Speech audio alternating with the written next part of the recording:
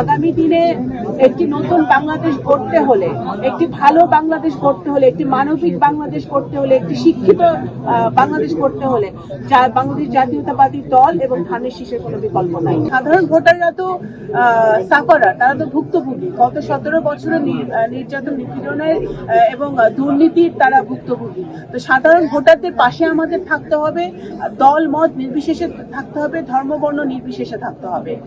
এবং সাধারণ ভোটাররা কখনোই কিন্তু কোনো অপরাধ করে নাই। তারা একটা ভালো সরকার সবসময় চেয়েছিল, যে তাদের বিপদে আপদে থাকবে, তাদের সুবিধা অসুবিধা দেখবে, যেটা বিগত সরকার দেখতে ব্যর্থ হয়েছে। তো আগামী দিনে যেন ভোটাররা সেই সুযোগটা পায়, সেই জন্যই আমাদের এই যুদ্ধ। এবং এই আমি মনে করি যে আগামী দিনে ফেব্রুয়ারি 12 তারিখে যে ভোট হবে, সেই নির্বাচনের মধ্য দিয়ে, সুষ্ঠু নির্বাচনের মধ্য দিয়ে বাংলাদেশের মানুষ তাদের অধিকার ফেরত পাবে, গণতান্ত্রিক যাত্রা আরো সুগম হবে এবং আমাদের দেশের প্রত্যেকটি গণতান্ত্রিক প্রতিষ্ঠান দায়বদ্ধতার মধ্যে আসবে এবং স্বচ্ছতার মধ্যে আসবে।